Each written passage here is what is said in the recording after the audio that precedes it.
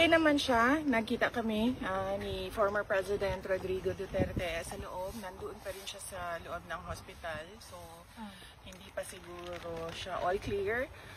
Base siguro sa assessments ng doctors niya. He's in very good spirits. Meron siyang, tinanong ko siya kung kamusta yung pagkain. Sabi niya meron namang rice. VP, yes. Regarding the his legal team and his decision na sabi ni Attorney Roque, he has to decide on. Has he made that decision? Very lang no, very general lang ang pwede ko i-discuss about the legal team and the legal strategies and kung anong mga ways forward legally. Unang-una, his team is headed by Attorney Nicholas Kaufman. And then meron pa akong mga kakausapin ng mga lawyers, no. Meron pang darating na isang abogado. I-interview ko siya para sumali sa team.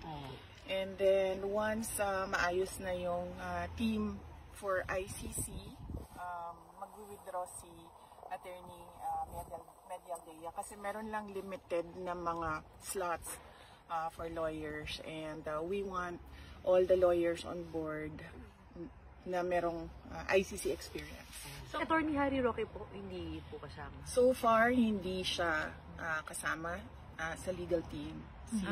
Bakit po? So, dalawa pa lang po. Yung potential na kakausapin pa lang, if ever. Meron na kaming listahan, pero yung isa kasi darating siya dito. So, puro foreign po? Foreign po yun? Yes, oo. Ilan po kaya? Kung ilan, you may have to ask Attorney Kaufman. Bakit po hindi kasama si Attorney Roque?